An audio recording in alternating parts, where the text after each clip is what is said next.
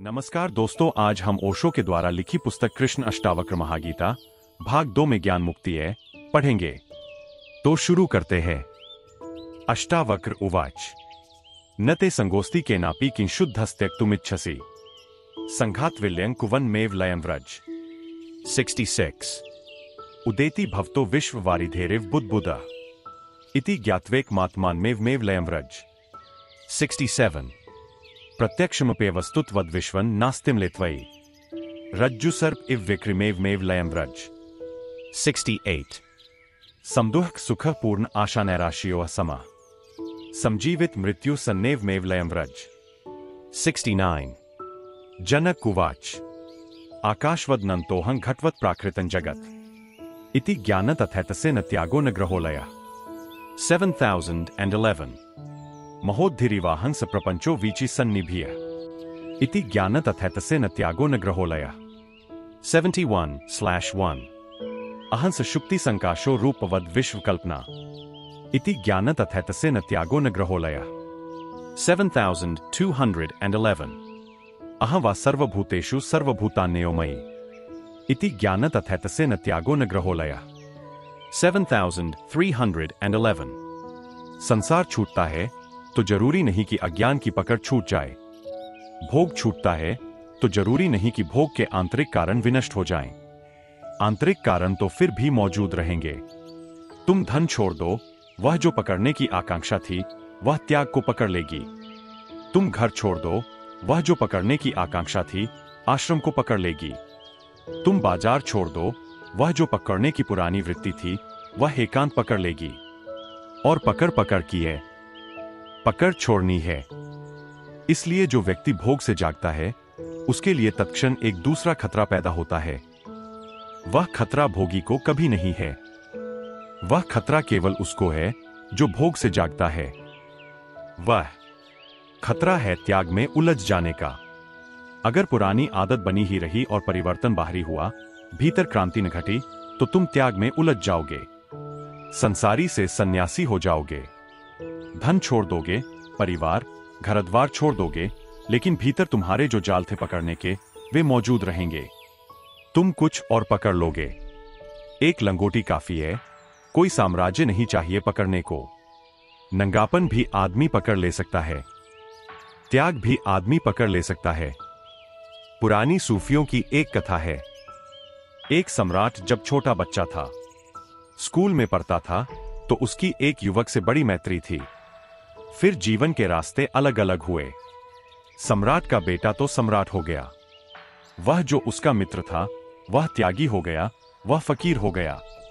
उसकी दूर दिगंत तक प्रशंसा फैल गई फकीर की। यात्री दूर दूर से उसके चरणों में आने लगे, खोजी उसका सत्संग करने आने लगे। जैसे जैसे खोजियों की भीड़ बढ़ती गई, उसका त्याग भी बढ़ता गया। अंततः उसने वस्त्र भी छोड़ दिए, वह दिगंबर हो गया। फिर तो वह सूर्य की भांति चमकने लगा और त्यागियों को उसने पीछे छोड़ दिया। लेकिन सम्राट को सदा मन में यह होता था कि मैं उसे भली भांति जानता हूं। वह बड़ा अहंकारी था। स्कूल के दिनों में, कॉलेज के दिनों में अचानक इतना महात्याग उसमें फलित हो गया। इस पर भरोसा सम्राट को न आता था। फिर यह जिज्ञासा उसकी बढ़ती गई। अंततः उसने अपने मित्र को निमंत्रण भेजा कि अब तुम महात्यागी हो गए हो, राजधानी आओ, मुझे भी सेवा का अवसर दो, मेरे प्रजाजनों को भी बोध दो, जगाओ। निमंत्रण स्वीकार हुआ। वह फकीर राजधानी की तरफ आया। सम्राट ने उसके स्वागत के लिए बड़ा आयोजन किया। पुराना मित्र था, फिर इतना ख्यातिलब्ध, इतनी प्रशंसा को प्राप्त, इतना गौरवान्वित, तो उसने कुछ छोड़ा नहीं। सारी राजधानी को सजाया फूलों से, दीपों से। रास्ते पर सुंदर कालीन बिछाए, बहुमूल्य कालीन बिछाए। जहां से उसका प्रवेश होना था वहां से राजमहल तक दीवाली की स्थिति खड़ी कर दी। फकीर आया, लेकिन सम्राट हैरान हुआ। वह नगर के द्वार पर उसकी प्रतीक्षा करता था अपने पूरे दरबारियों को लेकर, लेकिन चकित हुआ।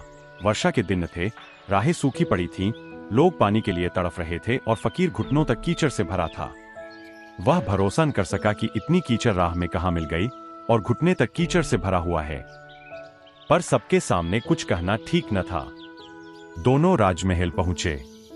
जब दोनों एकांत में पहुंचे तो सम्राट ने पूछा कि मुझे कहें, यह अड़चन कहाँ आई? आपके पैर कीचड़ से भरे हैं। उसने कहा, अड़चन का कोई सवाल नहीं।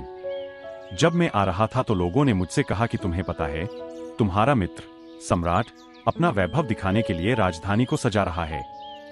वह तुम्हें जेम पाना चाहता है, तुम्हें कहना चाहता है। तुमने क्या पाया? नंगे फकीर हो। देखो मुझे। उसने रास्ते पर बहुमूल्य कालीन बिछाए, लाखों रुपए खर्च किए गए हैं। राजधानी दुल्हन की तरह सजी है। वह तुम्हें दिखाना चाहता है, वह तुम्हें फीका करना चाहता है।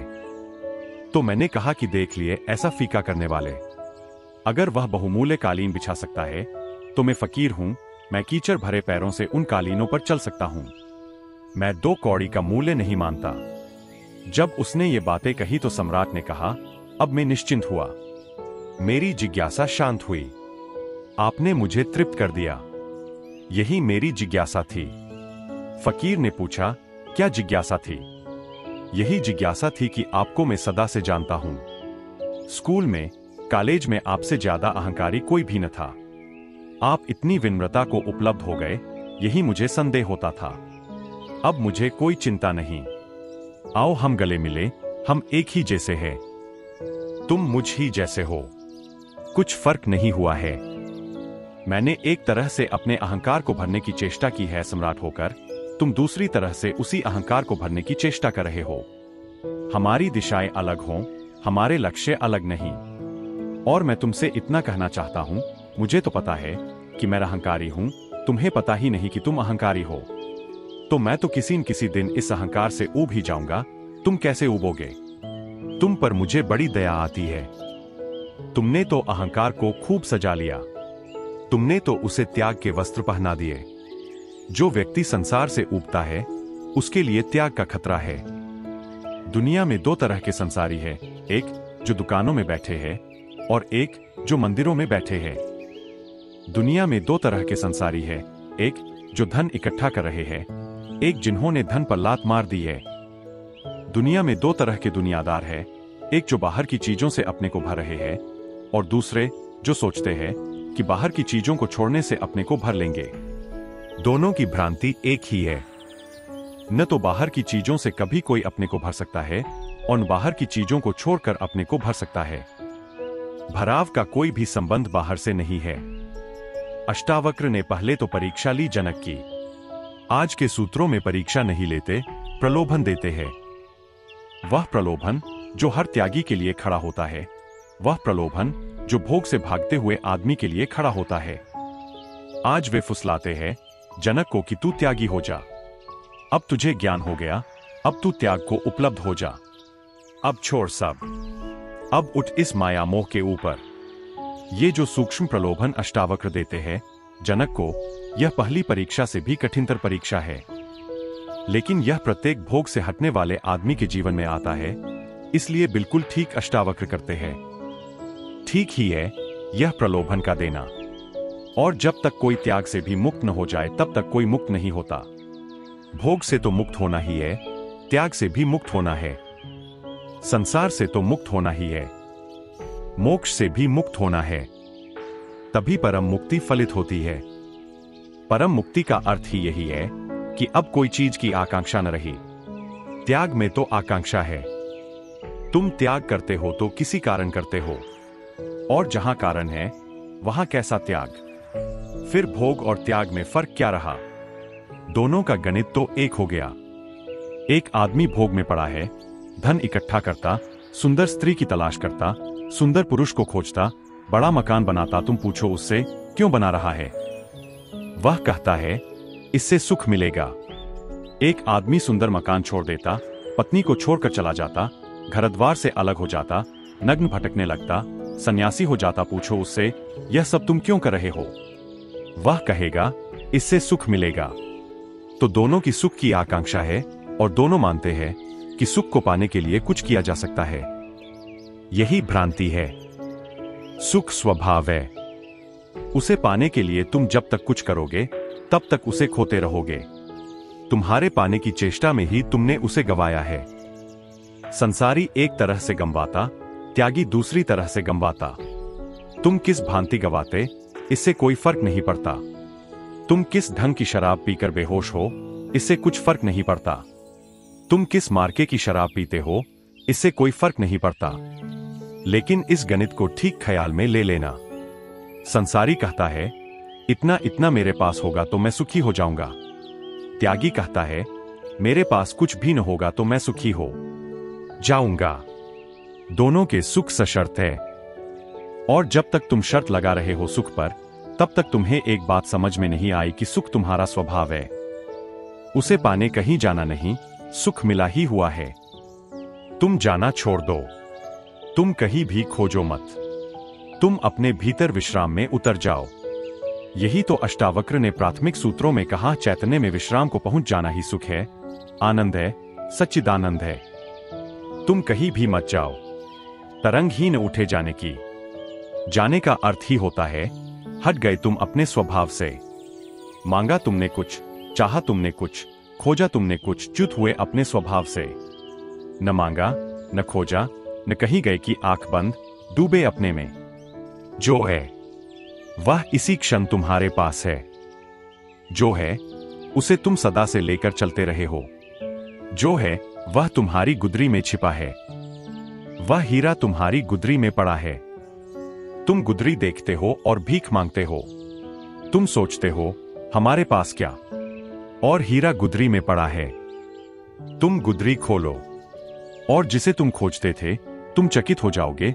वही तो आश्चर्य है जो जनक को आंदोलित कर दिया है। जनक कह रहे हैं, आश्चर्य। ऐसा मन होता है कि अपने को ही नमस्कार कर लूं, कि अपने ही चरण छू लूं। हद हो गई, जो मिला ही था उसे खोजता था। मैं तो परमेश्वरों का परमेश्वर हूं। मैं तो इस सारे जगत का सार हूं। मैं तो सम्राट हूं ही और भिखारी बना घूमता था। सम्राट होना हमारा स्वभाव है, भिखारी होना हमारी आदत। भिखारी होना हमारी भूल है। भूल को ठीक कर लेना है, न कहीं खोजने जाना है, न कुछ खोजना है। तो जब कोई व्यक्ति भोग से जागने लगता है, तब खतरा खड़ा होता है। फिर भी वह मांगेगा वही। तंग आ चुका हूं सिद्ध तेज देहात से। मुत्रिब शुरू कोई मोहब्बत का राग कर। घबरा चुका हूं जीवन के संघर्ष से। तंग आ चुका हूं सिद्ध तेज देहात से। बहुत हो गया यह संघर्ष, अब और नहीं। अब हिम्मत न रही, अब टूट चुका हूं। मुत्रिब शुरू कोई मोहब्बत का राग कर। हे गायक, अब तू प्रेम का गीत गा। मगर यह मामला क्या हुआ? अगर जिंदगी के राग से ऊब गए हो तो यह प्रेम का गीत। यह तो फिर जिंदगी का राग शुरू हुआ। अगर जिंदगी के संघर्ष से ऊब गए हो तो फिर प्रेम की अभीप्सा, फिर जीवन की शुरुआत हो जाएगी। हम बदलते हैं तो भी बदलते नहीं। हम मुड़ते हैं तो भी मुड़ते नहीं। हम ऊपर ऊपर सब खेल खेल लेते हैं। हम लहरों लहरों में तैरते रहते हैं, भीतर हम प्रवेश नहीं करते। बेगोता कैसे मिलता हमें गौहरे मुराद, हम तैरते रहे सदा लहरों के झाग पर। एक लहर से दूसरी लहर, दूसरी से तीसरी लहर। हम लहरों के झाग पर ही तैरते रहते हैं। तो वह जो मणि है जिसे मिलकर मुक्ति मिल जाती है, खे मुक्ता कहे मणि, वह जो परम मणि है वह तो गहरे डुबकी लगाने से मिलती है। बेगोता कैसे मिलता हमें गौहरे मुराद, वह जो हमारी सदा की आकांक्षाओं की आकांक्षा है, वह जो हमारी चाहतों की चाहत है। गौहरे मुराद जिसके अतिरिक्त हमने कभी कुछ नहीं चाहा है। हमने सब रंग में उसी को चाहा है। कोई धन में खोजता है, कोई पद में खोजता है, लेकिन हम खोजते परमात्मा को ही है। पद पर बैठकर परमात्मा होने का ही थोड़ा मजा लेते हैं कि थोड़ी शक्ति हाथ आई। धन पास होता है तो परमात्मा का थोड़ा सा मजा लेते हैं कि हम दीन दरिद्र नहीं। ज्ञान होता है तो परमात्मा का थोड़ा सा मजा लेते हैं कि हम अज्ञानी नहीं। बेगोता कैसे मिलता हमें गौहरे मुराद, वह परमात्मा ही गौहरे मुराद है। उसको हमने बहुत बहुत लहरों में खोजा, कभी पाया नहीं। हाथ में झाग लगता है, लहर को पकड़ते हैं, झाग मुट्ठी में रह जाता है। मगर फिर दूसरी लहर पर उठा झाग हमें बुलाने लगता है। झाग बड़ा सुंदर लगता है कभी। सूरज की सुबह की किरणों में झाग बड़ा रंगीन लगता है। मणिमुक्ताएं हार जाएं, ऐसी शुभ्रता, ऐसे रंग, ऐसे इंद्रधनुष झाग में दिखाई पड़ सकते हैं। दूर उठती लहर के ऊपर झाग ऐसे लगता है जैसे हिमालय पर बर्फ जमी हो। पवित्र झाग ऐसे लगता है जैसे सारे समुद्र का सार नवनीत हो। हाथ बांधो, मुट्ठी बांधो, कुछ भी हाथ नहीं आता। बेगोता कैसे मिलता हमें गौहरे मुराद, हम तैरते रहे सदा लहरों के झाग पर। हमने बहुत बार करवटें बदली, मगर एक लहर से दूसरी लहर में उलझ गए।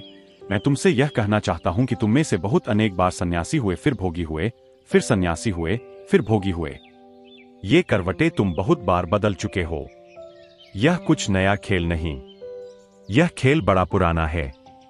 तुम इसमें बड़े निष्णात हो चुके हो। कई बार मैं देखता हूं, कुछ लोग जब पहली दफा संन्यास लेने आते हैं, वे सोचते हैं कि पहली दफा संन्यास लेने आए। उनके भीतर में झांकता हूं तो आश्चर्य से भर जाता हूं। यह तो वे कई बार कर चुके हैं। क्या इस बार भी फिर वही पुराना ही खेल जारी रखेंगे कि इस बार क्रांति होगी?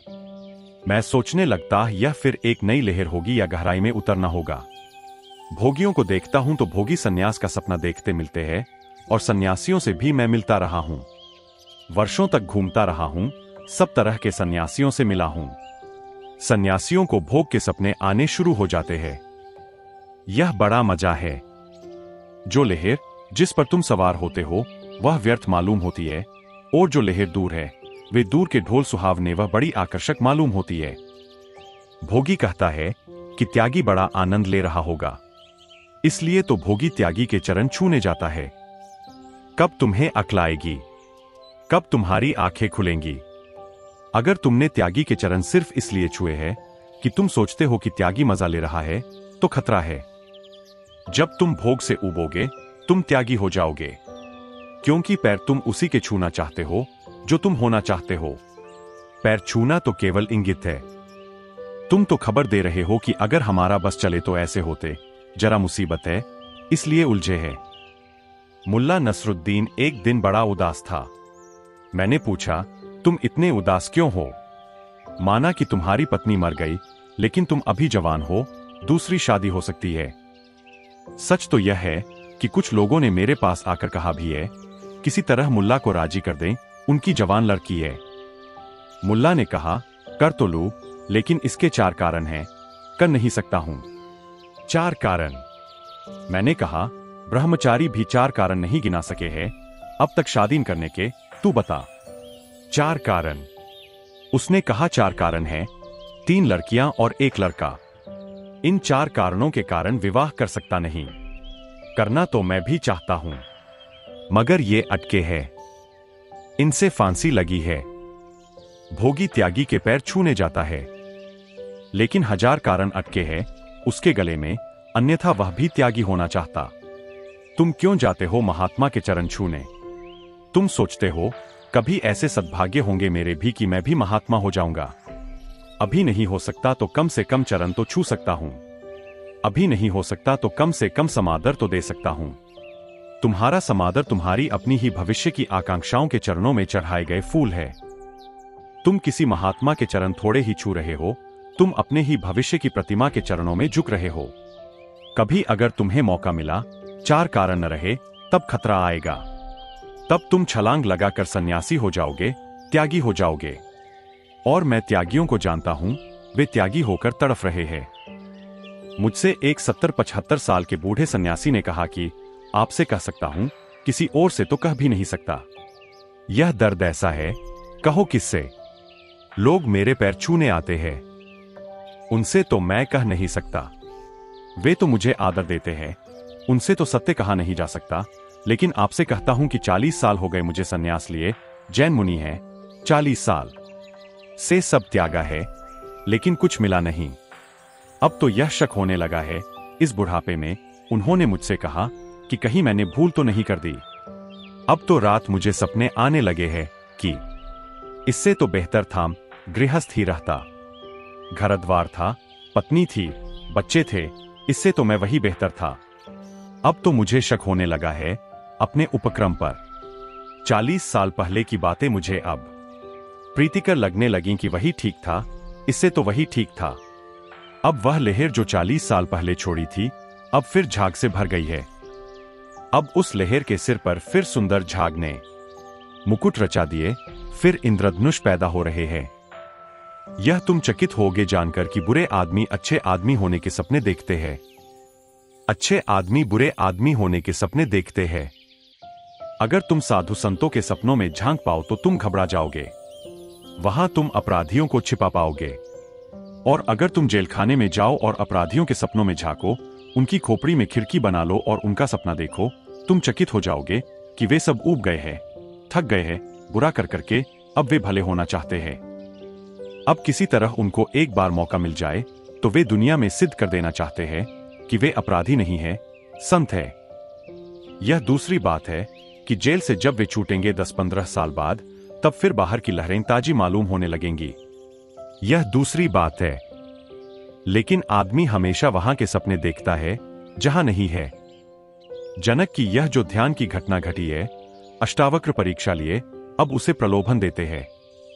यह प्रलोभन और भी गहरी परीक्षा है। अब वे कहते हैं कि फिर ठीक, जब तुझे ज्ञान ही हो गया जनक, तो अब छोड़, अब त्याग में उतर जा।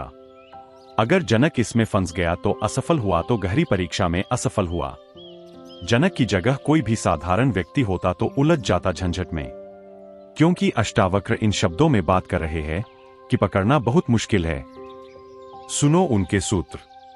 अष्टावक्र ने कहा, तेरा किसी से भी संग नहीं है। तूने घोषणा कर दी असंग होने की। तेरा किसी से भी संग नहीं है, इसलिए तू शुद्ध है। तू किसको त्यागना चाहता है? इस प्रकार देहाभिमान को मिटाकर तू मोक्ष को प्राप्त हो। बड़ा उलझा हुआ सूत्र है। उकसाते हैं बड़े बारीक नाजुक रास्ते से।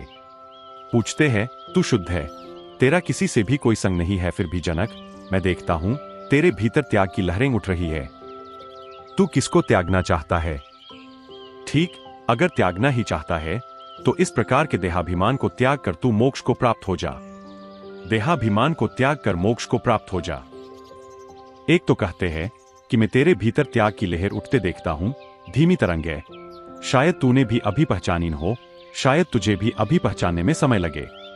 तेरे गहरे अतल में उठ रही है एक लहर, जो थोड़ी बहुत देर बाद तेरी चट्टान से टकराएगी चैतन्य की, और तू जान पाएगा। अभी शायद तुझे खबर भी नहीं। जब मनुष्य यज्ञ के भीतर कोई विचार उठता है तो वह 4 खंडों में बांटा जा सकता है। जब तुम बोलते हो, वह आखिरी बात है। बोलने के पहले तुम्हारे कंठ में होता है। तुम जानते हो, साफ साफ होता है क्या बोलना है। तुम भी भीतर तो परिचित हो गए, भीतर तो तुमने बोल लिया, अभी बाहर प्रकट नहीं किया है। वह तीसरी अवस्था है। उसके पहले दूसरी अवस्था होती है, जब धुंधला होता है, तुम्हें साफ नहीं होता कि क्या है। ऐसा भी हो सकता है, वैसा भी हो सकता है, शायद हो शायद न हो। रूपरेखा स्पष्ट नहीं होती, सुबह के धुंधलके में छिपा होता है, मगर थोड़ी थोड़ी भनक पड़ती है, लगता है कुछ है। थोड़ी आवाज आनी शुरू होती है, वह दूसरी अवस्था है। उसके पहले एक पहली अवस्था है, जब तुम्हें बिल्कुल ही पता नहीं होता, धुंधलके का भी पता नहीं होता, गहरी अंधेरी रात छाई होती है। लेकिन तुम्हारे भीतर वह पहली अवस्था जब उठती है, तब भी गुरु देख लेता है। अष्टावक्र देख रहे हैं कि जनक की पहली अवस्था में विचार की कोई तरंग है। थोड़ी देर बाद दूसरी अवस्था होगी, थोड़ा धुंधला धुंधला आभास होगा। फिर तीसरी अवस्था होगी, विचार प्रगाढ़ होगा, स्पष्ट होगा। फिर चौथी अवस्था होगी, जनक उद्घोषणा करेंगे कि मैंने सब छोड़ा, मैंने सब त्यागा, अब मैं जाता वन की ओर। इसके पहले कि विचार यहां तक पहुंच जाए, क्योंकि यहां तक पहुंचकर फिर लौटना मुश्किल हो जाता है। विचार से मुक्त होने की प्रक्रिया यही है कि पहली अवस्था में विचार को अगर पकड़ लिया जाए तो तुम कभी उसके बंधन में नहीं पड़ते। तुमने बीज में पकड़ लिया वृक्षवक्षा को, वृक्ष पैदा ही नहीं हो पाता। अधिक लोग तो जब वृक्ष न केवल पैदा हो जाता है, उसमें फल लग जाते, न केवल फल लग जाते, बल्कि वृक्ष हजारों बीजों को अपनी तरफ फेंक देता है। भूमि में तब सजग होते हैं, तब बड़ी देर हो गई। तब तुम इस वृक्ष को उखाड़ भी दो तो भी फर्क नहीं पड़ने वाला, क्योंकि हजारों बीज फेंक चुका। समय आने पर वे फूटेंगे, हजारों वृक्ष बनेंगे। और तुम्हारी पुरानी आदत है, तुम तभी पकड़ोगे जब वृक्ष बन जाएंगे, बीज गिर जाएंगे, तब तुम फिर पकड़ोगे, फिर तुम काट देना। तुम वृक्षों को काटते रहना और वृक्षों का कोई अंत न होगा। वृक्षों की नई श्रृंखलाएं आती चली जाएंगी। ऐसा ही हमारे जीवन में होता है। बुद्ध ने विपस्सना का प्रयोग दिया है अपने भिक्षुओं को। विपस्सना का कुल अर्थ इतना ही है कि तुम इस भांति भीतर सजग होते जाओ कि धीरे धीरे तुम्हें पहली अवस्था में विचार दिखाई पड़ने लगे। जब पहली अवस्था में विचार दिखाई पड़ता है, बड़ी सरल है बात। इतना ही कह देना काफी है, बस क्षमा कर।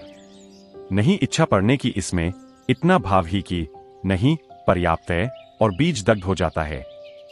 दूसरी अवस्था में थोड़ा कठिन है, थोड़ा संघर्ष करना पड़ेगा। तीसरी अवस्था में और भी कठिन है, संघर्ष करोगे तो भी जीत पाओगे, संदिग्ध है। चौथी अवस्था में तो बहुत मुश्किल है, घोषणा हो चुकी, तुम फंस गए, लौटना करीब करीब असंभव हो जाता है। अब तो फल भोगना पड़ेगा, क्योंकि विचार कर्म बन गया। पहले विचार केवल भाव होता, उसके पहले शून्य में बीज मात्र होता, संभावना मात्र होता। फिर भाव बनता, फिर विचार बनता, फिर अभिव्यक्ति बनता।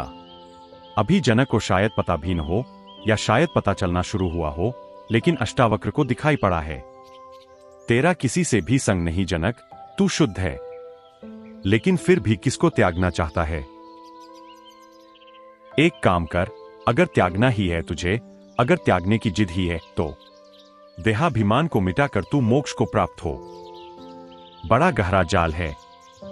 अगर जनक इतना भी कह दे कि हां, देहाभिमान का त्याग करना है, तो बात तय हो जाएगी कि कुछ त्याग करना है इसे।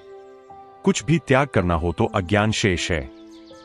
फिर अभी ज्ञान की क्रांति नहीं घटी। दिया जल गया और तुम कहो अंधेरे का त्याग करना है, तो फिर दिया जला नहीं। दिया जल जाने पर अंधेरे का कैसा त्याग?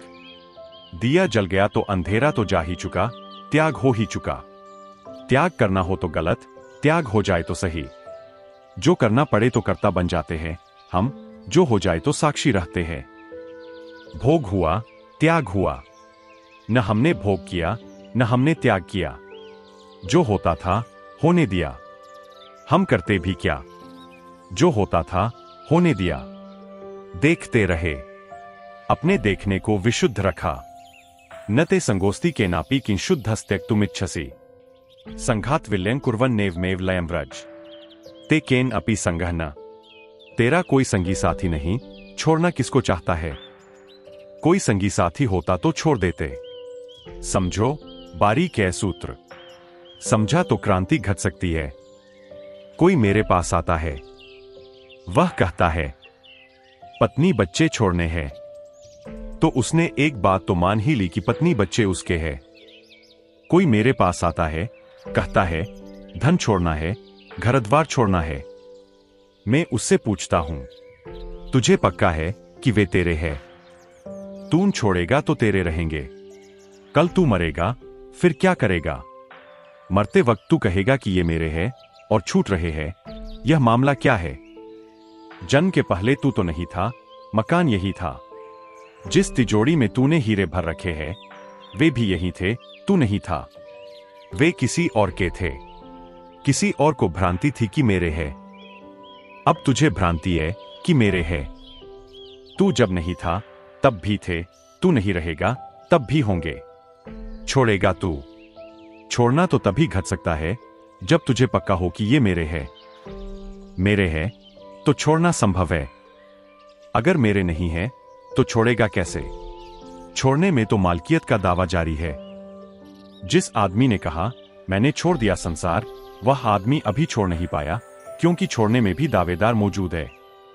वह कहता है मैंने छोड़ा, तो उसने पहली भ्रांति को अभी भी पकड़ा हुआ है कि मेरा था। जो मेरा हो तो छोड़ा जा सकता है। ते केन अपि संगः न। तेरा कौन संगी, तेरा कौन साथी? अकेला तू आता, अकेला तू जाता। न कुछ लेकर आता, न कुछ लेकर जाता। खाली हाथ आता, खाली हाथ जाता। मामला तो अजीब ही है। आदमी जब पैदा होता है तो बंधी मुट्ठी, मरता है तो खुली मुट्ठी, और बुरी हालत में मरता है। कम से कम बंधी मुट्ठी लेकर आता है बच्चा जब आता है। नहीं सही, कुछ भी नहीं है उसमें, कम से कम बंधी मुट्ठी। लोग कहते हैं बंधी मुट्ठी लाख की, खुली तो खाक की। जब मरता है तो मुट्ठी खुल जाती है, खाक की हो जाती है। न तो बंधी मुट्ठी में कुछ था, न खुली मुट्ठी में कुछ था, लेकिन बंधी मुट्ठी में कम से कम भ्रम तो था कि कुछ है। न हम कुछ लाते, न हम कुछ ले जाते। छोड़ेगा क्या? छोड़ने को क्या है? तेकेन अपि संगह न आत शुद्ध। बड़ा अद्भुत सूत्र है, बड़े वैज्ञानिक सूत्र है। तेरा कोई संगी नहीं, साथी नहीं, तेरी कोई मालकियत नहीं, तेरी कोई वस्तु नहीं। आत शुद्ध, इसलिए तू शुद्ध है, क्योंकि मालकियत भ्रष्ट करती है। तुमने देखा, जिस चीज पर मालकियत कायम करो, उसी की मालकियत तुम पर कायम हो जाती है। बनो किसी स्त्री के स्वामी और वह तुम्हारी मालिक हो गई। बनो मकान के मालिक और मकान तुम्हारा मालिक हो गया। फरीद एक रास्ते से गुजरता था अपने शिष्यों के साथ और एक आदमी एक गाय के गले में रस्सी बांधकर घसीटे ले जा रहा था। गाय घिसट रही थी, जा नहीं रही थी। परतंत्रता कौन चाहता है? फरीद ने घेर लिया उस आदमी को, गाय को। अपने शिष्यों से कहा, खड़े हो जाओ, एक पाठ ले लो। मैं तुमसे एक सवाल पूछता हूं, यह आदमी ने गाय को बांधा है कि गाय ने आदमी को बांधा है? वह आदमी जो गाय ले जा रहा था वह भी खड़ा हो गया। देखे मामला क्या है? यह तो बड़ा अजीब प्रश्न है, और फरीद जैसा ज्ञानी कर रहा है। शिष्यों ने कहा, बात साफ है कि इस आदमी ने गाय को बांधा है, क्योंकि रस्सी इसके हाथ में है।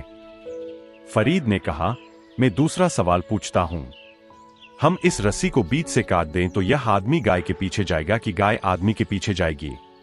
तो शिष्यों ने कहा, तब जरा झंझट है। अगर रस्सी काट दी तो इतना तो पक्का है कि गाय तो भागने को तैयार ही खड़ी है। यह इसके पीछे जाने वाली नहीं है, यह आदमी ही इसके पीछे जाएगा। तो फरीद ने कहा, ऊपर से दिखता है कि रस्सी गले में बंधी है गाय के, पीछे से गहरे में समझो तो आदमी के गले में बंधी है। जिसके हम मालिक होते हैं, उसकी हम पर मालकियत हो जाती है। तुम धन के कारण धनी थोड़े ही होते हो, धन के गुलाम हो जाते हो। धन के कारण धनी हो जाओ तो धन में कुछ भी खराबी नहीं है, लेकिन धन के कारण कभी कोई विरला धनी हो पाता है। धन के कारण तो लोग गुलाम हो जाते हैं। उनकी सारी जिंदगी एक ही काम में लग जाती है, जैसे तिजोरी की रक्षा और धन को इकट्ठा करते जाना, जैसे वे इसीलिए पैदा हुए हैं। ये महज कार्य करने को इस संसार में आए हैं। तिजोरी में भरकर मर जाएंगे, उनका महज कार्य पूरा हो जाएगा, तिजोरी यहीं पड़ी रह जाएगी। अष्टावक्र कहते हैं, तेरा कोई नहीं, तू किसी का नहीं, अकेला है अतः शुद्ध। इसलिए मैं घोषणा करता हूं कि तू शुद्ध है। शुद्ध तेरा स्वभाव है। जब भी कोई चीज किसी दूसरी चीज से मिल जाती है तो अशुद्ध हो जाती है। विजातीय से मिलने से अशुद्धि होती है। प्रत्येक चीज अपने आप में तो शुद्ध ही होती है, यह ध्यान रखना। तुम कहते हो, इस दूध वाले ने पानी मिला दिया दूध में तो दूध अशुद्ध हो गया। तुमने कभी दूसरी बात सोची कि पानी भी अशुद्ध हो गया? वह तो तुम्हें जरूरत दूध की है, इसलिए तुम दूध की फिक्र करते हो कि दूध अशुद्ध हो गया। लेकिन दूध, अगर दूध वाला यह कहे कि मैंने बिल्कुल शुद्ध पानी मिलाया है, कैसी नासमझी की बात करते हो कि अशुद्ध हो गया? पानी बिल्कुल शुद्ध था, मैंने मिलाया, दूध भी शुद्ध था, शुद्धता दोहरी हो गई। तुम अशुद्धता की बात कर रहे हो। कोई अशुद्ध पानी नहीं मिलाया है, कोई डबरे से सड़क के किनारे नहीं भरकर मिला दिया, बिल्कुल शुद्ध करके उबालकर प्राशुक इसमें मिलाया है। तुम कैसे कहते हो कि यह अशुद्ध है? दो शुद्ध चीजें जब मिलती है तो सीधा गणित है कि शुद्धि दोहरी हो जानी चाहिए, दुगनी हो जानी चाहिए। मगर जिंदगी में गणित नहीं चलता। जिंदगी गणित से कुछ ज्यादा है। दो शुद्ध चीजों को भी मिलाओ तो दोनों अशुद्ध हो जाती है। तुम कहते हो दूध अशुद्ध हो गया क्योंकि दूध की तुम्हें जरूरत है, दूध के दाम लगते हैं। पानी भी अशुद्ध हो गया तो अशुद्धि का अर्थ समझ लेना। मलमूत्र भी पड़ा हो और तुम उसमें सोना डाल दो तो मलमूत्र भी अशुद्ध हो गया। मलमूत्र मलमूत्र की तरह शुद्ध है। शुद्ध का मतलब यह कि सिर्फ स्वयं है। शुद्ध का अर्थ ही इतना होता है, स्वयं होना। मुल्ला नसरुद्दीन एक चायघर में बैठकर गपशप कर रहा था और कह रहा था कि भगवान ने सब चीजें परिपूर्ण बनाई है। भगवान पूर्ण है तो भगवान ने हर चीज पूर्ण बनाई। लोग बड़ी गंभीरता से सुन रहे थे, बात जंज भी रही थी। तभी एक कुबड़ा आदमी रहा होगा अष्टावक्र जैसा खड़ा हो गया और उसने कहा, मेरे संबंध में क्या? वह कई जगह से इर्छा तिरछा था। थोड़ा तो मुल्ला भी चौंका कि जरा मुश्किल बात है। उसने कहा कि तू बिल्कुल तेरे संबंध में भी सही है। तुझ जैसा परिपूर्ण कुबड़ा मैंने देखा ही नहीं। तू बिल्कुल पूर्ण कुबड़ा है। इसमें और सुधार करने का उपाय नहीं है। परमात्मा बनाता ही पूर्ण चीजें हैं। तुझे पूर्ण कुबड़ा बनाया है। प्रत्येक वस्तु जैसी है, अपने में शुद्ध है। तो शुद्ध का अर्थ हुआ स्वभाव में होना, अशुद्ध का अर्थ हुआ प्रभाव में होना। जब भी तुम पर का भाव करते हो, विशुद्धता खो जाती है, अशुद्ध हो जाते हो। धन चाहा तो तुम्हारी चेतना में धन की छाया पड़ने लगी, पद चाहा तो पद की छाया पड़ने लगी, प्रतिष्ठा चाही तो प्रतिष्ठा की छाया पड़ने लगी। जब तक तुमने कुछ चाहा, चाह का अर्थ ही है अपने से अन्यथा की चाह। स्वयं को तो कौन चाहता है? स्वयं तो तुम हो ही, चाहने को कुछ है नहीं। इसलिए तो लोग आत्मा को चूकते चले जाते हैं, क्योंकि आत्मा को कोई चाहेगा क्यों? आत्मा तो है ही। जो नहीं है उसे हम चाहते हैं, जो हम नहीं है उसे हम चाहते हैं, और उसकी चाह ही हमें अशुद्ध करती है। ते केन अपि संगह न आत शुद्ध। तू शुद्ध है जनक, क्योंकि तेरी कोई चाह नहीं। किम त्यक्तुम इच्छसि। लेकिन तेरे भीतर में देखता हूं इच्छा पैदा हो रही है त्याग की। किसे तू छोड़ना चाहता है? किसे? क्योंकि छोड़ने में भ्रांति मेरी हैसी तो रहेगी ही। इतना जान लेना काफी है कि मेरा कुछ भी नहीं त्याग हो गया। न कहीं भागना है, न कहीं जाना है। तुम जहां हो वहीं बैठे बैठे किसी को कानों कान खबर भी न होगी। पत्नी पास ही बैठी रहेगी, बच्चे वही खेलते रहेंगे, दुकान चलती रहेगी, ग्राहक आते जाते रहेंगे। तुम वही बैठे बैठे इस छोटे से बोध के दिए से मुक्त हो जा सकते हो कि मेरा कुछ भी नहीं। किम त्यक्तुम इच्छसि। तू किसे छोड़ने की इच्छा कर रहा है? तेरे भीतर मैं एक इच्छा का अंकुर उठते देखता हूं। एवं एव संघात विल्यम कुर्वन लयम व्रज। और अगर ऐसा है तो एक बात छोड़ने जैसी है, वह है देहाभिमान। यह बात कि मैं देह हूं, यह बात कि मैं मन हूं, यह बात कि मेरा कोई तादाद में हो, यह छोड़ने जैसी है। तू इसका त्याग कर दे। देखें जाल ऊपर से कह रहे हैं कि तेरे भीतर कोई भी त्याग की आकांक्षा उठे तो गलत है, और फिर बड़ी बारीकी से, बड़ी कुशलता से कहते हैं, लेकिन फिर भी अगर तेरी मर्जी हो, छोड़ने का ही मन हो तो, और कुछ छोड़ना तो व्यर्थ है। यह बात छोड़ दे कि मैं देह, कि मैं मन, कि मेरा किसी से तादाद में। ऐसे वे त्याग के लिए उकसाते हैं। बड़ी जटिल बात है। तुमने कभी कुम्हार को घड़ा बनाते देखा? क्या करता कुम्हार? भीतर से तो संभालता है घड़े को, चाक पर रखता है मिट्टी को, भीतर से संभालता है और बाहर से चोट मारता है। एक हाथ से चोट मारता है, एक हाथ से संभालता है। इसी से घड़े की दीवार उठनी शुरू होती है, घड़ा बनना शुरू होता है। भीतर से संभालता जाता है, बाहर से चोट करता जाता है। कबीर ने कहा है, यही गुरु का काम है। एक हाथ से चोट करता, एक हाथ से संभालता है। अगर तुमने चोट ही देखी तो तुमने आधा देखा। तुमने अगर संभालना ही देखा तो भी तुमने आधा देखा। तो तुम गुरु की पूरी कीमिया से परिचित न हो सके, फिर पूरा रसायन तुम्हें समझ में ना आएगा। इधर चोट मारता, इधर समझा लेता। इतनी भी चोट नहीं मारता कि तुम भाग ही खड़े हो, इतना भी नहीं समझा लेता कि तुम वही के वही रह जाओ जैसे आए थे। चोट भी किए चला जाता है ताकि तुम बदलो भी, लेकिन चोट भी इतनी मात्रा में करता है, होम्योपैथी के डोज देता है धीरे धीरे। एकदम एलोपैथी का डोज नहीं दे देता कि तुम या तो भाग ही खड़े हो या खत्म ही हो जाओ। बड़ी छोटी मात्रा में चोट करता है, देखता है कितनी दूर तक सह सकोगे, उतनी चोट कर देता है। फिर रुकता है, देखता है कि ज्यादा हो गई, तिलमिला गए, भागे जा रहे हो, बिस्तर विस्तर बांध रहे हो, तो फिर थोड़ा समझा लेता है। देखा, स्वभाव के साथ वही तो किया न। अब उन्होंने फिर बिस्तर वगैरह खोल कर रख दिया है। अब वे फिर मजे मजे से बैठे हुए हैं, सिर घुटाए हुए। अब उनको कोई अड़चन नहीं है। अब फिर चोट की तैयारी है। अब उन पर फिर मार पड़नी चाहिए। एक हाथ से संभालो, एक हाथ से चोट करते जाओ। तो वे उससे कहते, ऐसा कर कि तू छोड़। धन इत्यादि छोड़ना तो छोटी बातें हैं, मैं तुझे बड़ी बात छोड़ने की बताता हूं। तू देहाभिमान छोड़ दे। संघात विलियम, यह जो देह का संघात है, इसको लय कर दे। मैं देह हूं, ऐसे भाव को विलीन कर दे। इस प्रकार देहाभिमान को मिटाकर तू मोक्ष को अभी प्राप्त हो जा सकता है। देखना बारीकी, मोक्ष को प्राप्त हो जा सकता है अगर देहाभिमान को छोड़ दे। फिर कारण कार्य की दुनिया बनाई जा रही है, फिर उसे कहा जा रहा है कि यह कारण है। देह का अभिमान छूट जाए तो मोक्ष फले। मोक्ष फल नहीं है, मोक्ष के लिए कुछ करना जरूरी नहीं है। मोक्ष तुम्हारा स्वभाव है। मगर जनक भी अद्भुत कुशल व्यक्ति रहे होंगे, उनके सूत्र शीघ्र ही आएंगे, तब तुम समझोगे उन्होंने कैसा अद्भुत उत्तर दिया। तुझसे संसार उत्पन्न होता है, जैसे समुद्र से बुलबुला।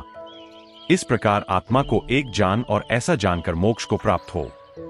उदेति भवतो विश्वं वारिधेरिव बुद्ध बुद्ध इति ज्ञात्वैकमात्मान्मेव मेव लयं व्रज। इतनी ही भावना कर कि मुझसे संसार उत्पन्न हुआ है, जैसे समुद्र में बुलबुला उत्पन्न होता है। और अपने को और जगत को, स्वयं को और समष्टि को एक मानकर, एक जानकर तू मोक्ष को प्राप्त हो जा। जैसे कि मोक्ष किसी जानने पर निर्भर है, जैसे मोक्ष के लिए कोई ज्ञान आवश्यक है। अगर मोक्ष के लिए कुछ भी आवश्यक है तो वह मोक्ष न रहा, क्योंकि जिस मोक्ष के लिए कोई कारण है वह कारण पर निर्भर होगा, उसकी शर्त हो गई, वह कारण से बंधा होगा। किसी दिन कारण हट जाएगा तो मोक्ष गिर जाएगा। मोक्ष कारण है, मोक्ष का कोई भी कारण नहीं है। तुमने अगर पूछा कि मैं कैसे मुक्त हो जाऊं तो तुम बंधने का नया उपाय पूछ रहे हो। तुम पूछ रहे हो कि मुझे अब कुछ और बताएं, पुराने बंधन पुराने पड़ गए, उनमें अब रस नहीं आता, अब मैं कैसे मुक्त हो जाऊं। तो कोई कहता है अब तुम योगासन करो, इससे मुक्त हो जाओगे। तो पहले तुम दुकान पर बैठे थे, गद्दी पर आसन लगा रहे थे, अब तुम बैठ गए कहीं जंगल में जाकर झाड़ के नीचे योगासन लगाने लगे। मगर जारी रहा काम, आकांक्षा भविष्य की रही। मोक्ष तो है ही, तुम कुछ न करो मोक्ष है। जब तुम कुछ भी नहीं करते होगे, उसी क्षण तुम्हें दिखाई पड़ेगा, क्योंकि करने से ऊर्जा मुक्त हुई कि फिर क्या करेगी, फिर देखेगी। कर्ता में ऊर्जा उलझी रहे तो साक्षी नहीं बन पाती। वही ऊर्जा जब कर्ता में नहीं उलझी होती, कुछ करने को नहीं होता, तो साक्षी बन जाती है। जैन गुरु अपने शिष्यों को कहते हैं, बस बैठो और कुछ न करो। इससे क्रांतिकारी सूत्र कभी दिया ही नहीं गया। वे कहते हैं, बस बैठो कुछ न करो। शिष्य बार बार आता है कि कुछ करने को दे दो। सद्गुरु कहता है, कुछ करने को दे दिया, बस शुरू हुआ गोरख धंधा। गोरख धंधा शब्द बड़ा अद्भुत शब्द है। यह गोरखनाथ से चला, क्योंकि जितनी विधियां गोरखनाथ ने खोजी, मेरे अलावा किसी और ने नहीं खोजी। गोरख धंधा मानते नहीं, कुछ करेंगे करो, कुंडलिनी करो, नादब्रह्म करो, करने के बिना चैन नहीं है। तुम कहते हो बिना कुछ किए तो हम बैठ ही नहीं सकते। तो मैं कहता हूं चलो ठीक है, कुछ करो, जब थक जाओगे करने से।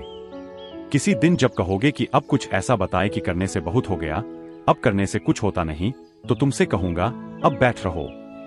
जैसे छोटा बच्चा घर में होता है बेचैन, तुम उसे कहते हो शांत बैठ। वह शांत क्या, कैसे बैठे? इतना बूढ़ा नहीं है कि शांत बैठे। अभी ऊर्जा से भरा है, अभी उबल रही है आग, अभी वह शांत भी बैठे तो कसमसाता है, हिलता डुलता है। वह रात में सो भी नहीं सकता, बिस्तर से नीचे गिर जाता है तो करवटें बदलता है, हाथ पैर फेंकता है। अभी तो शक्ति उठ रही है, तुम उसे कहते हो शांत बैठ, आंख बंद कर। वह बैठ नहीं सकता। उसके लिए तो एक ही उपाय है, उससे कहो कि जा घर के 15 चक्कर लगा, आज जोर से दौड़ना, फिर कुछ कहने की जरूरत न रहेगी। वे 15 चक्कर लगाकर खुद ही शांति से आकर बैठ जाएंगे। तब तुम देखना उनकी शांति में फर्क है। ऊर्जा बह गई है, थकान आ गई है, उस थकान में बैठना आसान हो जाता है। सारी विधियां गोरख धंधे हैं। उनका उपयोग केवल एक है कि तुम थक जाओ, तुम्हारे कर्ता में धीरे धीरे थकान आ जाए।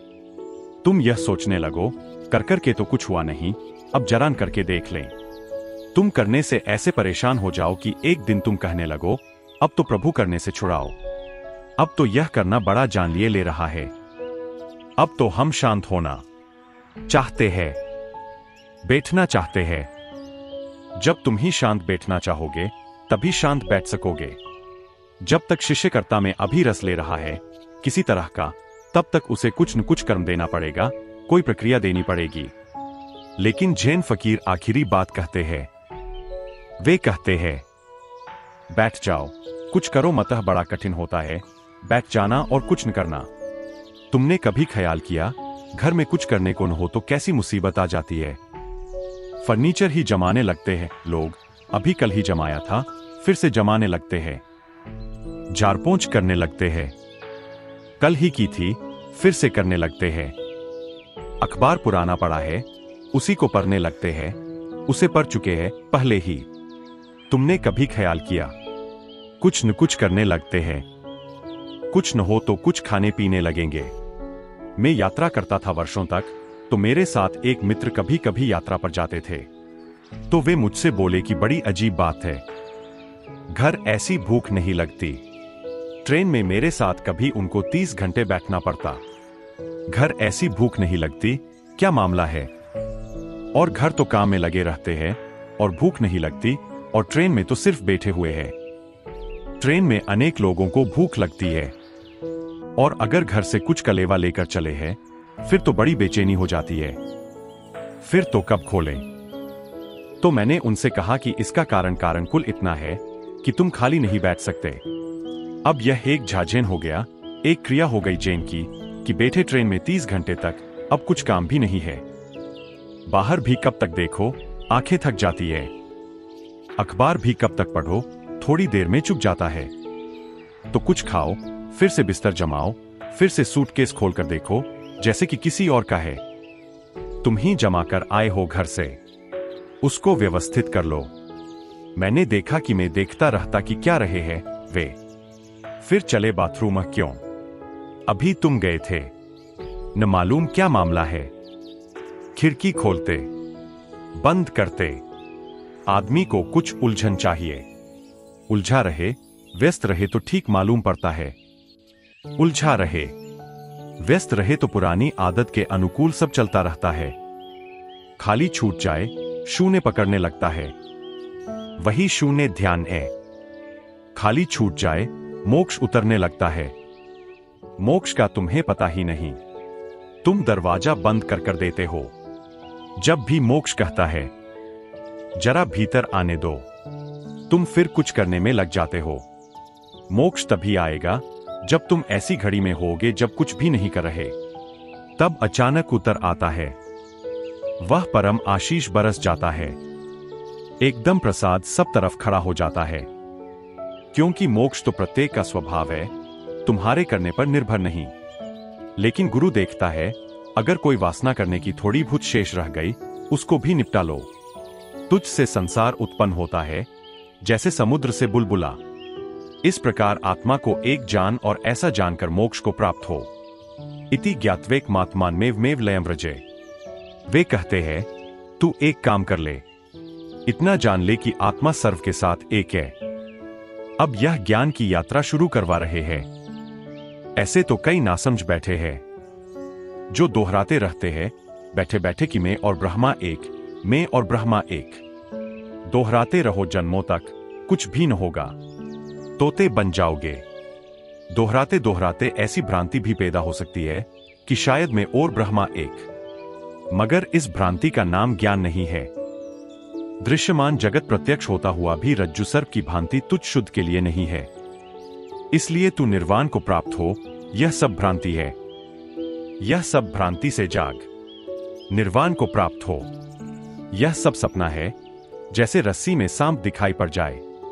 व्यक्तम विश्वम प्रत्यक्षम अपि अवस्तुत्वात्। यद्यपि दिखाई पड़ता है यह विश्व, फिर भी नहीं है।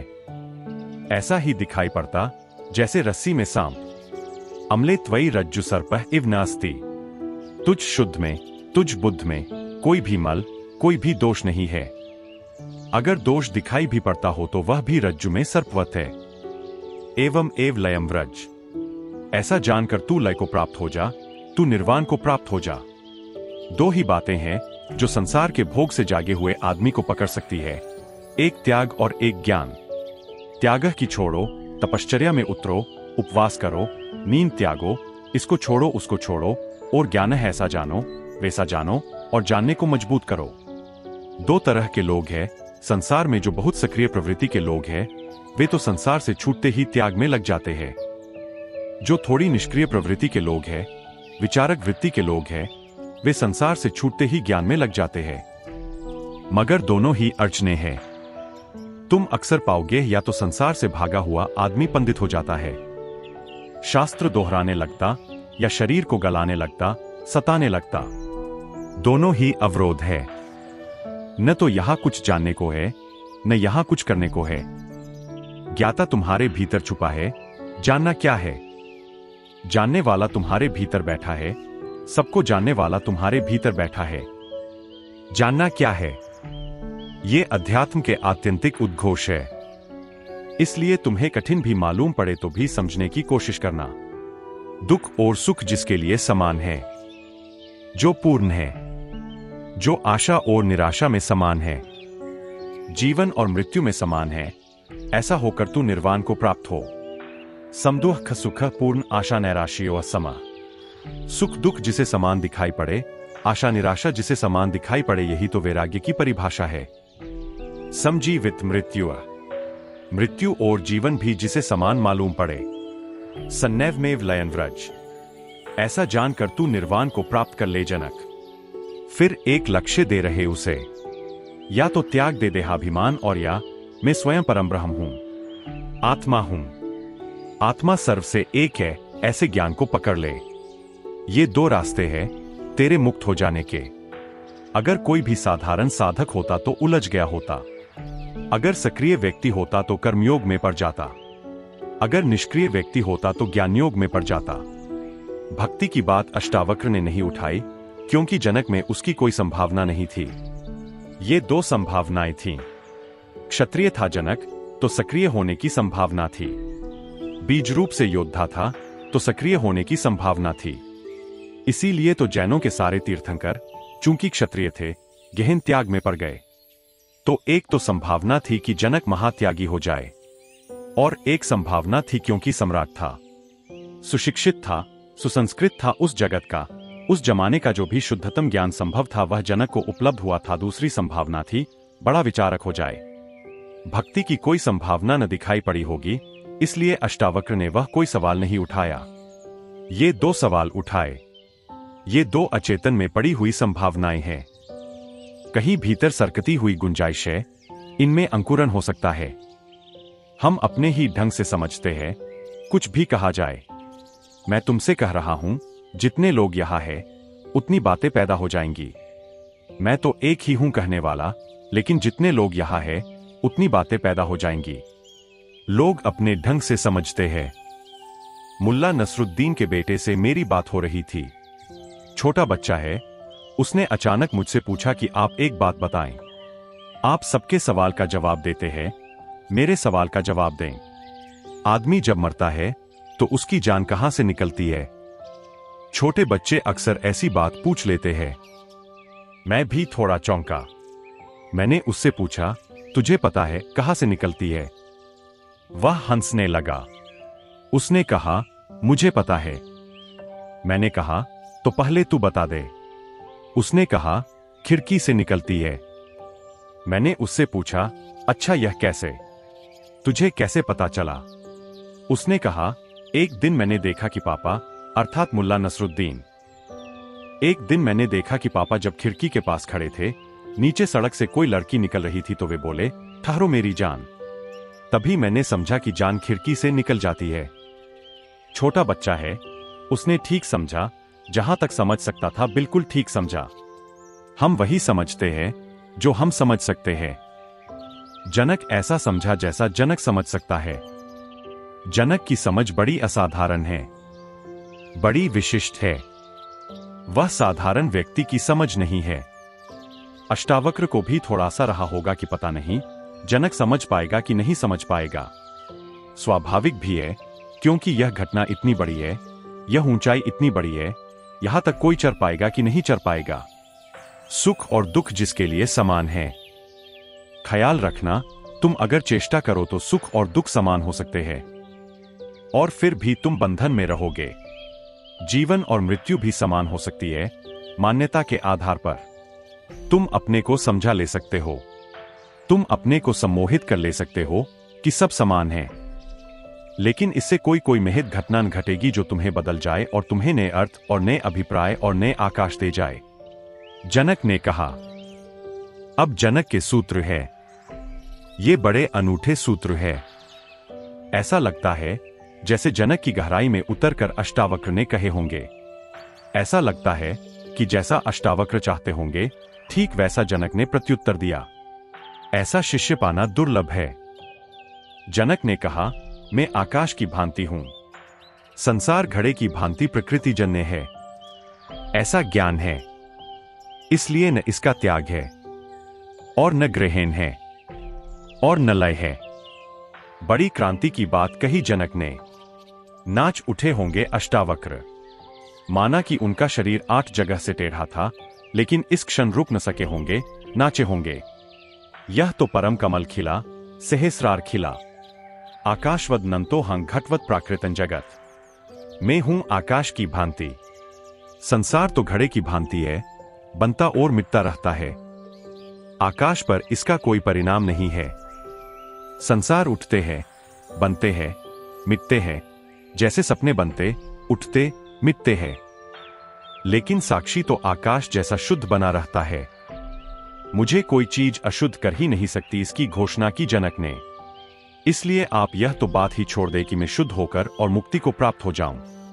मैं कभी अशुद्ध हुआ ही नहीं। माना कि दूध में पानी मिलाया जा सकता है, क्योंकि दूध और पानी दोनों ही एक ही ढंग के पदार्थ है। तुम तेल में पानी को तो न मिला सकोगे, फिर भी तेल और पानी को साथ साथ तो किया ही जा सकता है। मिले न मिले, एक ही बोतल में भरा तो जा ही सकता है, क्योंकि दोनों फिर भी पदार्थ है। लेकिन आकाश को तो तुम किसी चीज से भी मिला नहीं सकते। आकाश तो शुद्ध निर्विकार है। इस पृथ्वी पर कितने लोग पैदा हुए, अच्छे बुरे, पुण्यात्मा पापी, कितने युद्ध हुए, कितने प्रेम घटे, कितने वसंत आए, पतझर हुए, आकाश तो निर्विकार खड़ा रहता।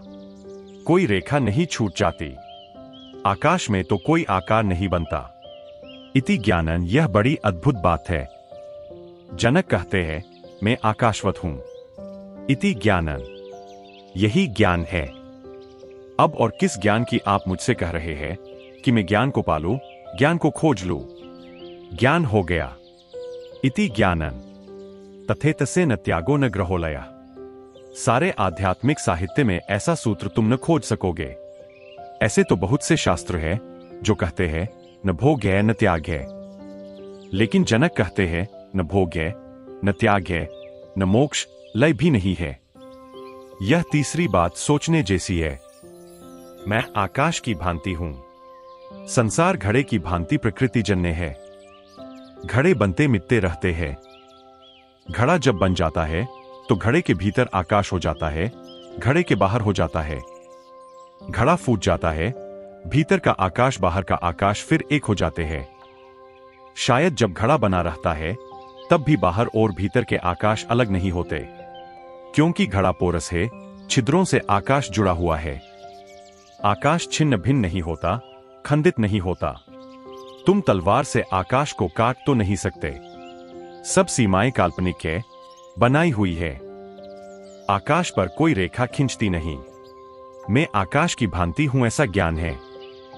इति ज्ञानन, इसलिए न इसका त्याग है, न इसका ग्रहण है, और न लय है। मैं समुद्र के समान हूं। यह संसार तरंगों के सदृश्य है। ऐसा ज्ञान है। इसलिए न इसका त्याग है, न इसका ग्रहण है, और न इसका लय है। महोद्धिरिवाहन स प्रपंचो वीचि संत्रिभिय। इति ज्ञान तथेतसे न त्यागो न ग्रहोलया। जनक कहने लगे, मुझे गुरुदेव उलझाओ मत। तुम मुझे उलझा न सकोगे। मुझे तुमने जगा ही दिया। अब जाल न फेंको। अब तुम्हारे प्रलोभन किसी भी काम के नहीं है। खूब ऊंचे प्रलोभन तुम दे रहे हो कि ऐसा जानकर तू मुक्ति को प्राप्त हो जा। जनक कहते हैं, मैं मुक्त हूं। इति ज्ञानन। ऐसा ज्ञान है, अब और कहां ज्ञान बचा। मुक्त हो जाऊं तो फिर तुम वासना को जगाते हो, मोक्ष को खोजूं तो फिर तुम आकांक्षा को जगाते हो, फिर पल्वित करते हो जो जल गया, दग्ध हो गया, मिट गया। यह बात किससे कर रहे हो? बंद कर लो यह प्रलोभन देना, अब तुम मुझे न फुसला सकोगे। अष्टावक्र जैसा कुशल व्यक्ति भी बड़ी सूक्ष्म भाषा में छिपे हुए जाल को जनक को अब बेच नहीं पाता है। जनक अब ग्राहक ही न रहे, जनक निश्चित ही जागे है। महोदधि जैसे समुद्र में महोदधि में उठती है तरंगे, ऐसा ज्ञान है। मैं महोदधि हूं, मैं समुद्र हूं। यह संसार तरंगों के सदृश्य है। यह संसार मुझसे अलग दिखाई पड़ता हुआ भी अलग कहां। लहरें समुद्र से अलग कहां है। समुद्र में है, समुद्र की है। समुद्र ही तो लहराता है, और कौन है? यह संसार भी मैं हूं, इस संसार का न होना भी मैं हूं। जब लहरें होती है तब भी समुद्र है, जब लहरें नहीं होती तब भी समुद्र है। इति ज्ञानन। ऐसा ज्ञान है। अब किसको छोड़ूं? समुद्र लहरों को छोड़े। बात ही नासमझी की है। समुद्र लहरों को पकड़े, पकड़ने की कोई जरूरत ही नहीं है, लहरें समुद्र की ही है। मुक्ति कहां, मोक्ष कहां? कैसी मुक्ति, कैसा मोक्ष? ऐसा जानकर मैं मुक्त हो ही गया हूं। इति ज्ञानन। मैं सीपी के समान हूं, विश्व की कल्पना चांदी के सदृश्य है। ऐसा ज्ञान है, इसलिए न इसका त्याग है, न इसका ग्रहण है, न लय है।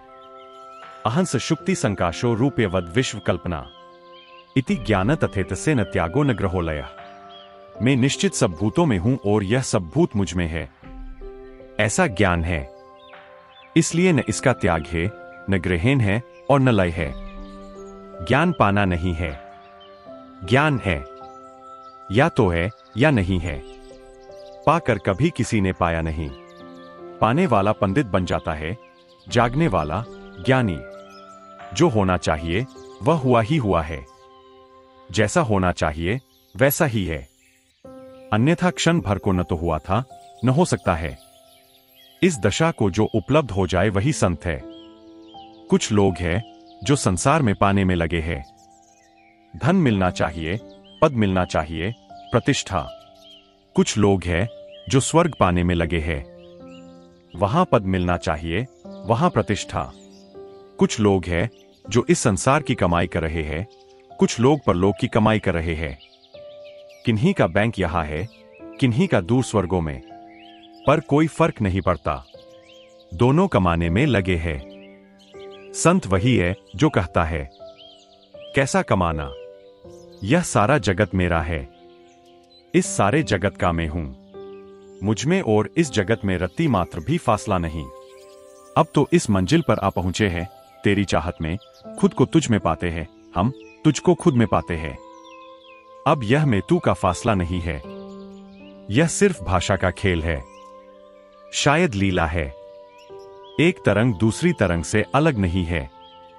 अब तो इस मंजिल पर आ पहुंचे हैं, तेरी चाहत में खुद को तुझ में पाते हैं, हम तुझको खुद में पाते हैं। ऐसी घड़ी इति ज्ञान। जमाले निगारा पे अशार कहकर करारे दिले आशिका हो गए हम। शना साए राजेझा हो गए हम, तो बेफिक्रे सुदोजिया हो गए हम। संसार के रहस्य से परिचित हो गए, तो फिर सब लाभ हानि से निश्चिंत हो गए। हन कुछ लाभ है, यहां कुछ हानि है, क्योंकि यहां हमारे अतिरिक्त कोई है ही नहीं। न तो कोई छीन सकता है, न कोई दे सकता है। न तो लोभ में कुछ अर्थ है, न क्रोध में कुछ अर्थ है। क्रोध ऐसा ही है जैसे कोई अपना ही चांटा अपने ही गाल पर मार ले। लोभ ऐसा ही है जैसे कोई अपने ही घर में अपनी ही चीजों को छिपाकर संभाल कर रख ले, अपने से ही कि कहीं चोरीन कर बैठू। जमाले निगारा पे अशार कहकर करारे दिले आशिका हो गए हम। शना साए राजेझा हो गए हम। जान लिया, शना साए राजेझा हो गए हम। जान लिया रहस्य जगत का, जीवन का, संसार का। रहस्य खुल गया, तो बेफिक्रे सुदोजिया हो गए हम। अब न कुछ हानि है, अब न कोई लाभ है। आप किससे कहते हैं जनक ने कहा, सुख दुख में समान हो जा। यहां सुख है कहां, दुख है कहां। आप कहते हैं जीवन मृत्यु में संभाव रख।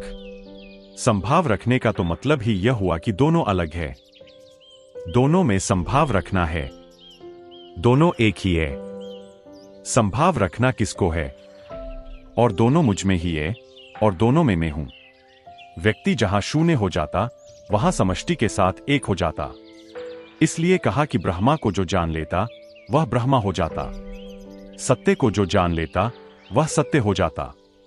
जो हम जान लेते हैं वही हम हो जाते हैं। अहं वा सर्वभूतेषु सर्वभूतान्योमयी इति ज्ञान तथैतस्य न त्यागो न ग्रहोलयः। ये छोटे से 4 सूत्र जब जनक ने कहे होंगे, तुम अष्टावक्र के आनंद की कल्पना नहीं कर सकते। जब शिष्य उपलब्ध होता है तो तुम गुरु की प्रसन्नता का अनुभव नहीं कर सकते। जैसे फिर से गुरु को परम आनंद मिलता है, जो उसे मिला ही हुआ था वह उसे फिर से मिलता है। जब शिष्य में दिया जलता है तो जैसे गुरु के प्रकाश में और भी एक नया सूरज जुड़ा। हजारों सूरज वहां थे, 1001 हुए। इसकी ही अपेक्षा थी, इसलिए परीक्षा थी। इसकी ही अपेक्षा थी, इसलिए प्रलोभन था। जनक से यह संभावना थी, इसलिए जनक को जल्दी नहीं छोड़ दिया। जिन शिष्यों को गुरु जल्दी छोड़ देता है वह इसलिए छोड़ देता है कि उनकी संभावना बहुत नहीं है। उन्हें ज्यादा कसने में वे टूट जाएंगे। परीक्षा उतनी ही ली जा सकती है जितनी सामर्थ्य हो। परीक्षा सीमा के बाहर हो तो शिष्य को नष्ट कर जाएगी, बना न पाएगी। जनक को आखिर तक खींचा, आखिरी प्रलोभन दिया ज्ञान का और त्याग का। ज्ञान और त्याग आखिरी बाधाएं हैं। जो उनके भी पार हो गया वही मुक्त है। जिसने ऐसा जान लिया कि मैं मुक्त हूं वही मुक्त है। इति ज्ञान। ऐसे तो अज्ञानी भी बड़ी ज्ञान की बातें कर लेते हैं। अक्सर अज्ञानी ज्ञान की बातें करते हैं, तभी तो अपने अज्ञान को छिपा पाते हैं। नहीं तो छिपाएंगे कैसे? ज्ञान की बातों में अज्ञान खूब व्यवस्था से छिप जाता है। रोग हो, बीमारी हो तो तुम स्वास्थ्य की चर्चा में छिपा सकते हो। अक्सर बीमार ही स्वास्थ्य की चर्चा करते हैं।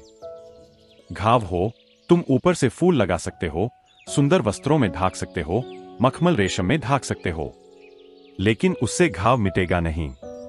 तुम्हें अक्सर इस संसार में लोग कहते हुए मिल जाएंगे, सुख दुख में समानता रखो, जीवन मृत्यु में समानता रखो। लेकिन समानता रखो तो इसका अर्थ ही यह हुआ कि दोनों असमान है और समानता तुम्हें रखनी है। यह तो चेष्टा हुई। जहां चेष्टा है वहां ज्ञान नहीं। ज्ञान तो सहज है, सहज है तो ही ज्ञान है। इति ज्ञानन। जो चेष्टा से आता है वह तो खबर दे रहा है कि भीतर विपरीत मौजूद है, नहीं तो चेष्टा किसके खिलाफ? एक आदमी चेष्टा से क्रोध से लड़ रहा है और कहता है शांत रहना चाहिए, शांत रहना ही धर्म है। ये तुम्हें बातें जंचती भी है कि शांत रहना धर्म है। शांत रहना धर्म नहीं है। शांत रहने की चेष्टा तो केवल क्रोध को छिपाने का उपाय है। शांत हूं ऐसा जान लेना धर्म है, शांत रहने की चेष्टा नहीं। शांत हूं ही ऐसे अनुभव में, ऐसे साक्षात्कार में उतर जाना। मुल्ला नसरुद्दीन एक दिन अपने पड़ोसी से कहता था, घोर मुसीबत में इतना याद रखना चाहिए, आधे लोगों को तुम्हारी मुसीबत सुनने में रस नहीं और बाकी आधे लोगों का ख्याल है कि तुम इसी लायक हो। अब वह बड़े ज्ञान की बात कह रहे हैं। अज्ञानियों से भी तुम ज्ञान के बड़े वचन सुनोगे, हालांकि उनके कारण हमेशा गलत होंगे। वे बातें तो सही करेंगे लेकिन कारण गलत होंगे। क्रोध के विपरीत नहीं है शांति की तुम साध लो। जहां शांति है वहां क्रोध नहीं है, यह सच है। शांति क्रोध का अभाव है, विपरीत नहीं। लोग यही सोचते हैं कि शांति क्रोध का वैपरीत्य है, विपरीत स्थिति है, तो क्रोध को हटाओ तो शांति होगी। हटाने से शांति न होगी। हटाने में तुम और अशांत हो जाओगे। हटाने में इतना ही हो सकता है कि तुम शांति का एक कलेवर ओढ़ लो, एक वस्त्राभरण, और भीतर सब छिप जाए, जहर की तरह, मवाद की तरह। वह कभी फूटेगा। काम वासना के विपरीत नहीं है ब्रह्मचर्य। जहां ब्रह्मचर्य है वहां काम वासना नहीं हो, यह सच है। इति ज्ञानन। पर काम वासना के विपरीत नहीं है ब्रह्मचर्य। काम वासना को रोक रोक कर, संभाल संभाल कर कोई ब्रह्मचर्य नहीं होता। कोई जान लेता है कि मैं ब्रह्मा हूं, उसकी चर्या में ब्रह्मा उतर आता है। ब्रह्मचर्य यानी ब्रह्मा जैसी चर्या। उसका काम वासना से कोई भी संबंध नहीं है। इस शब्द को तो देखो, इतना अद्भुत शब्द है ब्रह्मचर्य। उसको तुम्हारे तथाकथित महात्माओं ने बुरी तरह भ्रष्ट किया। ब्रह्मचर्य का वे मतलब करते हैं काम वासना से मुक्त हो जाना। ब्रह्मचर्य में कहीं काम वासना की बात ही नहीं है। ब्रह्मा जैसी चर्या, ईश्वरीय व्यवहार। मगर ब्रह्मा जैसी चर्या तो तभी होगी जब तुम्हें ब्रह्मा का भीतर अनुभव हो। जिसको ब्रह्मा का अनुभव हो गया, उसकी चर्या में ब्रह्मचर्य। वह कहेगा सागर में लहरें हैं, वह भी मेरी। वह कहेगा सब कुछ मेरा है और सब कुछ का मैं हूं। न यहां कुछ छोड़ने को है, न यहां कुछ पकड़ने को। संसार ही मोक्ष है, फिर जाना कहां है। जैन फकीर रिझाई का बड़ा प्रसिद्ध वचन है, संसार निर्वाण है। सैकड़ों वर्षों से अनेकों लोगों को बेचैन करता रहा रिझाई का यह सूत्र, संसार निर्वाण है। यह तो बात बड़ी अजीब सी है। संसार और निर्वाण, यह तो ऐसे हुआ कि जैसे कोई कहे भोग त्याग है। मगर बात सही है। रिझाई यही कह रहा है, न कुछ छूटने को है, न कुछ छोड़ने को है, न कुछ पाने को है। ऐसा जिसने जान लिया वह निर्वाण की अवस्था में आ गया। इति ज्ञानन। फिर वह संसार में ही रहेगा, भागेगा कहां, जाएगा कहां, जाना कहां है। जो है वह उसे स्वीकार है। लहर है तो लहर स्वीकार है, लहर खो गई तो लहर का खो जाना स्वीकार है। उसकी स्वीकृति परम है, उसकी अवस्था तथाता की है। जो है उसे स्वीकार है। अन्यथा की वह मांग नहीं करता, अन्यथा हो भी नहीं सकता।